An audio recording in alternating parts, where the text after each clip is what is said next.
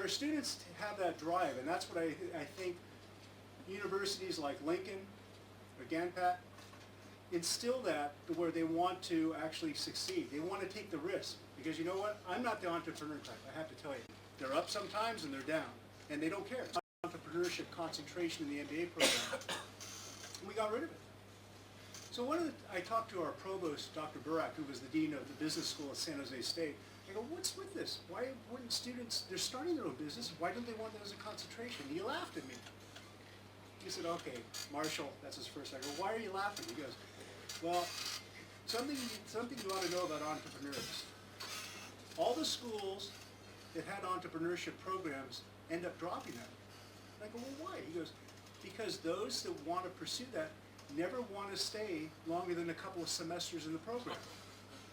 They go one or two, they get the basics, and they want to go solve things, just like Bill Gates did. Remember, Bill Gates was admitted to Harvard, did quite well. And he, yeah. Yeah. Yeah, so it's kind of, entrepreneurship's kind of an interesting concept. And so I think that's probably similar around the world. If people have a desire, they're going to start a business. They just have that innate ability and risk. And, you know, I'm not talking about single people either. These are people that do that, and I'm sure you have the same experience, people that have families and kids, and they're still willing to risk that. And so that's one of the things that I'm very impressed about our students having that level of risk-taking. So the other interesting thing is we have one of our professors, Professor Lowe, who's an entrepreneur, true entrepreneur. And I asked him, because, you know, we do business plans and we try and make it academically perfect and has all the market research and everything. It looks a really nice package. And he goes, when you go to an investor in the U.S., because we have Sandhill investors, there's a lot of the angel investors that are in our area, of course, because it's, you know, Silicon Valley and tech and biotech. We have Genentech and everybody and all the biotech firms around. And he goes, you know what's more important than the plan? They really don't look at the plan. They look at they're going to measure you when you come in and sell your plan, whether you're the one that's going to drive it, and then who's going to support you. You might be looking for their investment, but they're looking at who you surrounded yourself with, what research you've done, but they're investing in you, not necessarily the plan itself. Because they've learned that, is what we teach in our classes, it's not, the plan itself is not going to make it succeed. You can have the best plan in the world, but if you don't have somebody that can operate it or implement it, it's not going to work. So I'm really, truly happy about it. Lincoln, our students' success rate with entrepreneurship. And that's kind of what I want to focus, because otherwise it would be kind of a theoretical part. And we all know that different parts of the world, it's opportunity. And our students prove that they are able to, oh, the other one, Uber. Some of these students are really creative, and they create an Uber-driven driving service. And they go, well, you just drive as a driver. He goes, oh, no. We lease one car, we all share the lease, or I lease it, and then I sublease it to somebody else. So that car is then driven for 24 hours a day, not for just the 10 or 12 hours that they're doing it. So again, they're thinking. And I go, I hope that that's what we're instilling in them as educators in the university, is giving them that opportunity to think and sort of live their dream, or live what they, take the risk, take the chance. Calculate a risk. We don't want to be reckless. So with that, I just wanted to, I'll close out with entrepreneurship to Dr. Ghosh here to take over. So thank you.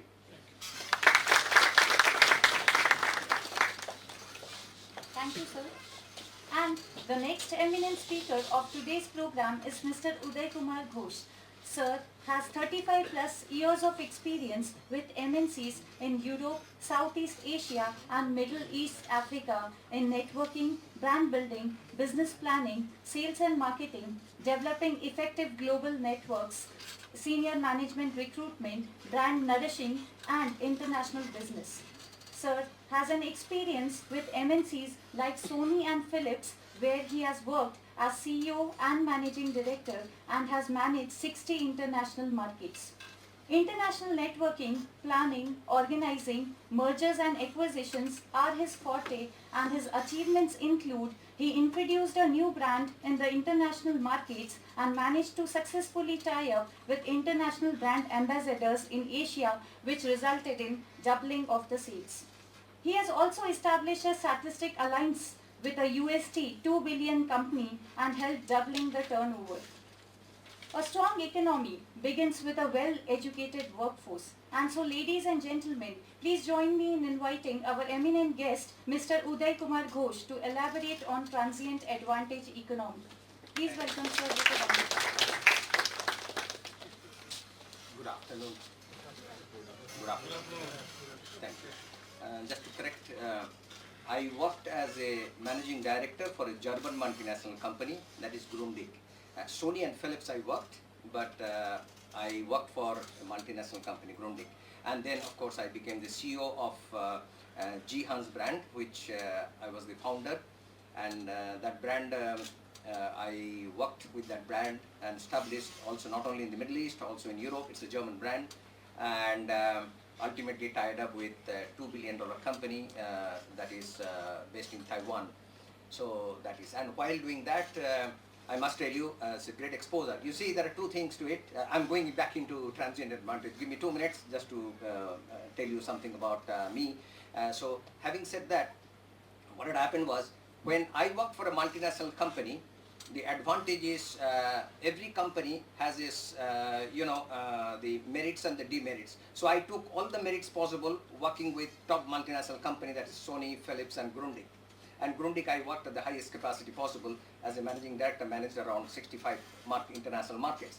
Now, when I established a new brand and to have around 60 markets with G-Hans, and where I wanted to have the best ambassador possible, and I got Sachin Tendulkar for India, then I got Wasim Akram for Pakistan, and then I got Jan Botham, and then a couple of top personalities. So that was, of course, a success. And then ultimately, I thought about the transient advantage economy. So let me tell you, what is the transient advantage economy? And that is the economy that will drive us through for the next 20, 30 or 40 years. Because what happens is now, we always know about the competitive advantage, I'm sure. You were teaching management, so I'm sure you know the competitive advantage and the sustainable economy and things like that. But that is already gone. That is already 20 years old, because competitive advantage is no more a competitive advantage because somebody will copy you and then you become a nowhere.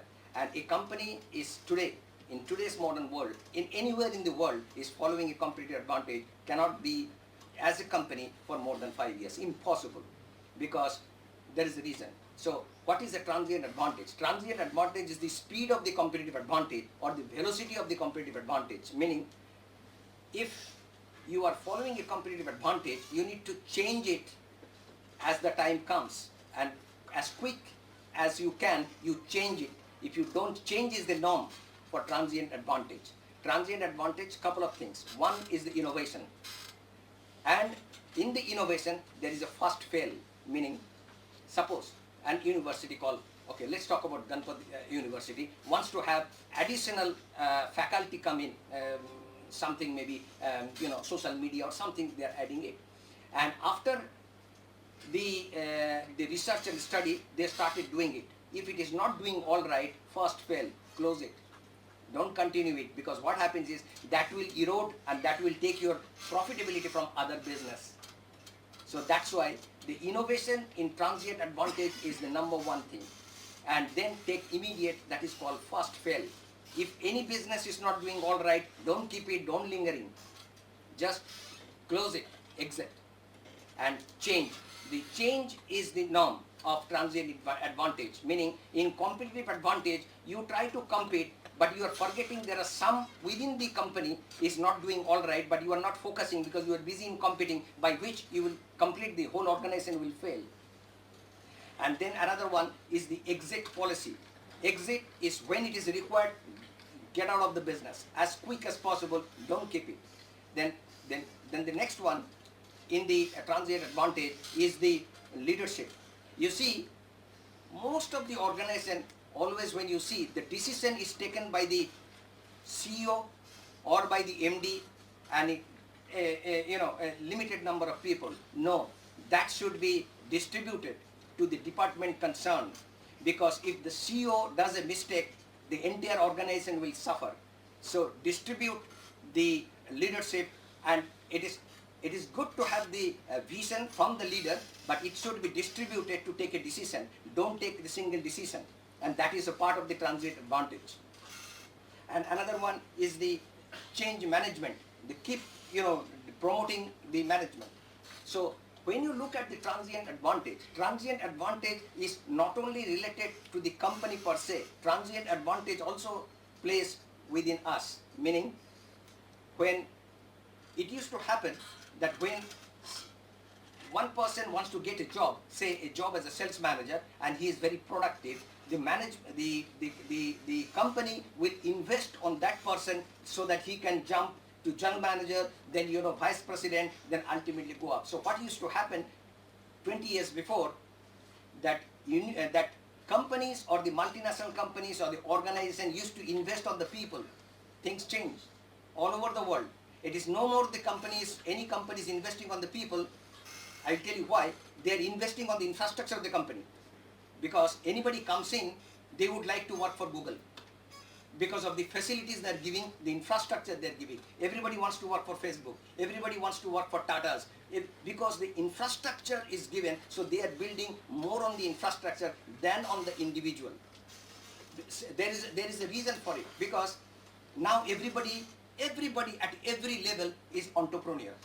Edu entrepreneur, anything you say, intra-entrepreneur, everything is entrepreneurial based. Now you go to LinkedIn. I'm sure many of you are in LinkedIn. And you will not believe, I have a network of more than maybe 20,000 LinkedIn people from various countries. And I see today's modern world, 26 years old girl is writing vice president of a company. And then I can see, day before yesterday, somebody wanted to join me, 23 years old, co-founder of a company. 20 years before, managing director means should be 40 years plus or 50 years plus. But nowadays I can see 26, 24, 25, everybody below 30, either co-founder or a CEO or a vice president of a company. Very good. So they want to be a competent entrepreneur. So the entrepreneurial change has come in every section. Even the small business they are doing. Dr. Guerra was telling, one of our students started a sort of a restaurant, Thai restaurant. And believe me, that is one of the best Thai restaurants in San Francisco. I keep going there. And his idea, I was talking to the student, I said, what is your idea? He wants to have 5. In the first 1 year, 5 restaurants. And then he says, I want to go nationwide, slowly. First California state and then go. So you think everybody wants to do, whether it's hotels, whether it's a big organization, everybody is entrepreneurial in their structure. So what has happened is, now, and why the organization does not want to invest, suppose on me, because they know that I myself, when they invest, I will go for some other company. It doesn't matter, nobody is loyal. The second man that you trust the most from Google or from any other company will go to a competitor. Can you stop? You cannot stop anywhere in the world. So why to invest on the person who is entrepreneurial by nature, and 90% of the people on earth nowadays entrepreneurial in nature, because of the because of the circumstances they live in. So it is entrepreneurial by nature. So what has happened is, instead of investing on the people, invest on the infrastructure. That is from the company's perspective. And from the individual perspective, suppose you are going for a job, or suppose you are going for your own career, you are preparing your portfolio. And what is the success of any person is create international or the best networking that you can have. The best networking is the ultimate networking that you can have to make your e-profile. So whenever nowadays, you go for a job, one person recently, one of my friends in a senior capacity, he went to Google for an interview. His question was, what's your SWOT? And even when you go for Google, there will be 6 interviews. And any capacity you go, at the top or the junior level, 6 interviews. First 2 is computer based, that's online. They select and they call. And there will be last 3 interviews. His first question, only question was, what is your SWOT? And he got selected. You know why? It's a very fantastic answer he gave. He says, sir, in the SWOT, I would like to first address the weakness, not the strength. Because 90% people will go for the weakness. And you have so many weaknesses, you can write about 10 pages. When you ask about the weakness, sorry, I don't have a weakness. If you don't have weakness, or if you don't identify your weakness, you're not fit for the job. Because there is no person on earth. However, and you are coming even from top institute in the world, you have some weakness. Stress that weakness. And then he says, why did you say weakness first? He says, my weakness I will turn into strength over time. Give me an opportunity. And he got the job. There are beside other question, but that was the fundamental for getting a job. So, coming back to the transient advantage, what is the ultimate for in modern world, that if you follow the transient advantage, the biggest success of the transient advantage of everybody knows in the world is a company called Fuji. They knew, they understood 30 years ago what the chemicals will be one day completely gone, and Kodak didn't follow that. Fuji followed. Fuji is today $560 billion company. They have moved into different field. They followed the transient advantage 20 years, 30 years ago. But if a company does not, because it is bound to fail, because if I am thinking I am the most competitive today, somebody will copy me, then I am no more competitive. It's gone. So that is where, transient advantage, as it is useful for the company, it is also useful for individuals. And that is what I just wanted to stress. We should get into transient advantage economy. I was just talking to even Dr. Sharma, and he was telling that he wants to do something, but he says, if I want to do something, somebody will copy and you will see that the same person is copying it. I said, yeah, that is also the thing where we should get into the transient advantage. Once we get it, you see what happened to Facebook. They are getting into, they are acquiring many businesses. I mean, Snapchat, then Instagram, then you have WhatsApp. So that is all because of the transient advantage economy. All big companies, they follow. And similarly, we have to follow when we make our career. We have to make sure that we are, if I think I am the most competitive, I am not the most competitive, somebody will definitely, copy me, and I am not this best person on earth or for the job. There will be somebody else. So we have to make sure that our networking we are changing, we are building up our better portfolio and making us much more competitive, and speed. We have to move with the speed. So with that, I would say that in short, I explained to you about the transient advantage from both company perspective and from an individual perspective, how we should move forward. Ladies and gentlemen, thank you so much. Thank you. With this, I would like to express my heartfelt gratitude to both our speakers of today's program, Dr. Mike Guerra and Mr. Uday Kumar Ghosh, for their valuable time and for acquainting us about the various aspects of entrepreneurship and transient advantage economy. They acquainted us with various aspects of entrepreneurship, types of entrepreneurship, the changes which occur, and all those things which we never knew. An event like this cannot happen without the vision of leaders like Dr. Mahendra Sharma sir, who is the Chancellor of Ganpat University. So I would like to extend my gratitude to him. Moreover, I would like to extend my gratitude to everyone who directly or indirectly contributed to the success of the event. And lastly, I would like to thank all the audiences for their valuable time. Thank you one and all for being present. Thank you.